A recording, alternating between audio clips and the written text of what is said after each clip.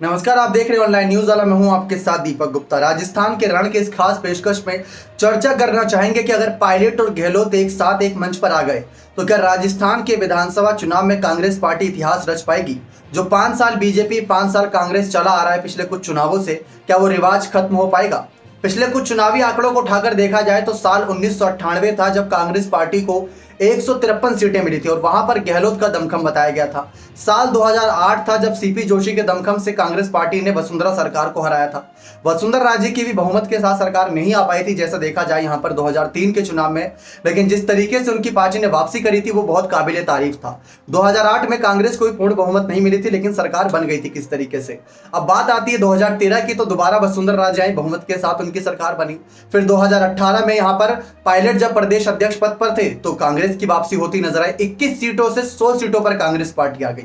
लेकिन अब यह बात कही जाती है कि पायलट जब थे प्रदेश अध्यक्ष तो उन्होंने 100 सीटें कांग्रेस पार्टी को जिताई थी, लेकिन कोई यह चर्चा नहीं करता कि लोकसभा चुनाव में उनकी वजह से हार हुई थी। 2014 और 2019 के जो चुनाव थे वो उठाकर देख लीजिए। प्रदेश अध्यक्ष पे थे यहाँ पर सचिन पायलट, लेकिन कांग्रेस पार्टी को लोकसभा की 0 सीट मिली थी। उसका तो कोई जिम्मेवार नहीं ठहराएगा उन्हें। गहलोत ने बार बार यही बात कही है कि जब मैं प्रदेश अध्यक्ष था, जब मैं बड़ा चेहरा था, तो हमने तो 153 सीटें जिताई थी, पायलट ने सिर्फ 100 सीटें जिताई हैं।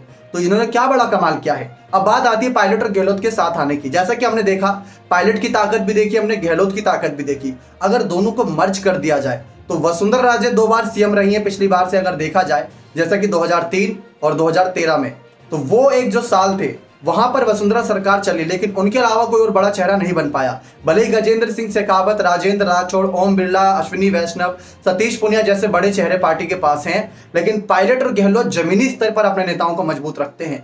पायलट के पास कहा जाता है कम से कम 30 से 40 विधायक जिताऊ विधायक हैं और गहलोत के पास 70 से 80 विधायक।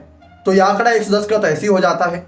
तो ये कुल मिलाकर देखा जाए तो ये जीत का आंकड़ा है एक तरीके से। तो यही बात बार बार कही जा रही है कि अगर पायलट और गहलोत एक मंच पर आ गए तो बहुत मुश्किल है इस बार बीजेपी को यहाँ पर कहीं ना कहीं जिस तरीके से वो लगातार जो रिवाज आ रहा है उस रिवाज को रोक पाना। लेकिन पायलट और गहलोत आ गए तो शायद ये कमाल हो भी जाए।